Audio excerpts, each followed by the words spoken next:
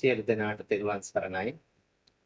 සංඝ රජ බුහුමන් ජාතික පිරිවෙන් දිනය නිමිති කරගෙන පවත්වනු ලබන ජාතික පිරිවෙන් දින රාජ්‍ය මහෝත්සවය පිළිබඳව සුභාශිංසනයක් එක් කරන්නට ලැබීම පිළිබඳව පළමුවෙන්ම මගේ සතුට පළ කරනවා.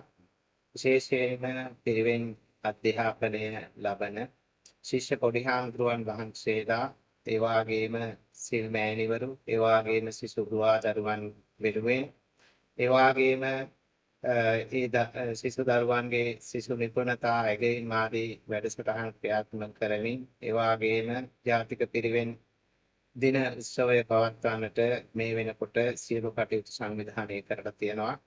එහිදී අපි සිහිපත් කරන්නට ඕන අධ්‍යාපන අමාත්‍යාංශයේ පිරිවෙන් අංශය මගින් මේ සංවිධානය කරමින් සිද්ධ කරන්නට යෙදෙනවා. එහිදී විශේෂයෙන්ම මෙම වැඩසටහනට සමගාමීව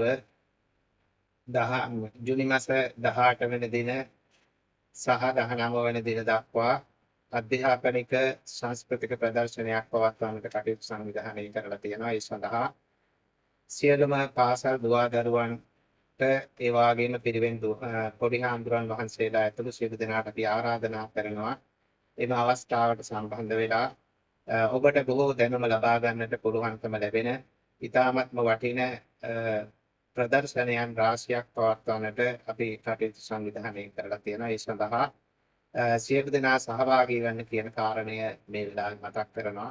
විශේෂයෙන්ම මේ වැඩසටහන සංවිධානය කරන්නට යෙදෙන අධ්‍යාපන අමාත්‍යාංශයේ පිරිවෙන් ශාඛාවෙහි සියලුම දෙනාට පුණ්‍යානුමෝදනා පූර්වක ස්තුතියක් පිරිනමමින් මගේ අදහස් දැක්වීම මෙතකින් නිමාවටපත් කරනවා.